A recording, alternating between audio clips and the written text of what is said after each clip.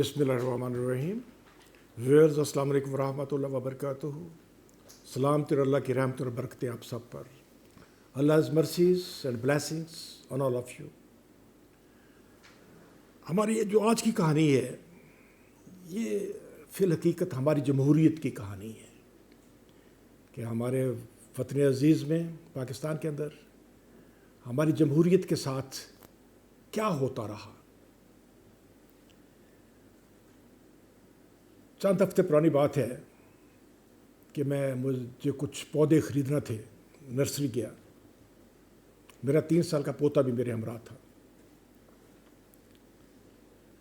تو وہاں نرسری کے اندر چھوٹے چھوٹے خوبصورت سے گملوں میں پودے لگے ہوئے تھے. چھوٹے چھوٹے پودے چھوٹے چھوٹے گملوں میں. تو وہ خوبصورت انڈور پودے تھے. تو مجھے کہنے لگا کہ دادا یہ میرے لیے ہے. تو میں نے کہا ہاں یہ بچوں کے لیے فار کڈس. تو کہنے لگا مجھے خریدنا, مجھے لے دو. میں نے وہ پودا اپنے پوتے کو لے دیا. جو اس نے اپنے بیڈ روم میں اس کو سجایا اور اس کی بہت سیوا کی, بڑی خدمت کی. وہ اس طریقے سے کہ دن میں 3 دفعہ اسے پانی دیتا, کبھی اس کو اے سی کے پاس رکھتا, کبھی جب دیکھتا کہ یہ ٹھنڈا ہو گیا تو اس کو جا کے کچن میں تھوڑی دیر کے لیے رکھ دیتا. اور پھر جو سب سے بڑی وہ حرکت یہ کرتا تھا کہ ہر دوسرے دن, بعض دفعہ تو ایک دن میں 2 دفعہ پودے کو کھینچ کے باہر نکال کے دیکھتا تھا کہ اس کی جڑیں ٹھیک ہے, یہ چل رہا ہے, اور پھر اس کو دبا دیتا تھا. اس ساری مشقت کا جو نتیجہ نکلنا تھا وہ نکلا کہ وہ پودا سوکھ گیا. اس کی جڑیں نہیں لگ سکی, وہ سوکھ گیا. نازک پودا تھا. تو پھر وہ روتا ہوا میرے پاس آیا, منہ بسورتا ہوا. کہنے لگا دادا میرا پودا لیٹا ہوا ہے, وہ کھڑا نہیں ہوتا,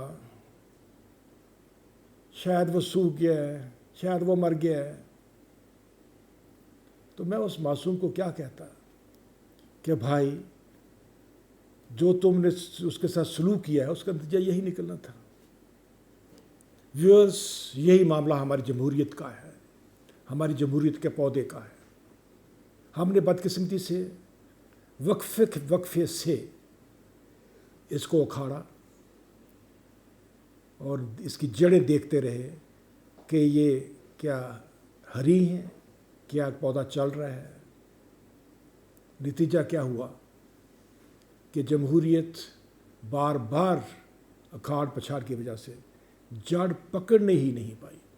ہماری 5 صدی تقریباً 75 برس کی جو تاریخ ہے پاکستان کی, اور جو اس میں جمہوریت رائج رہی ہے, وہ محض جمہوریت پر تہمت ہے.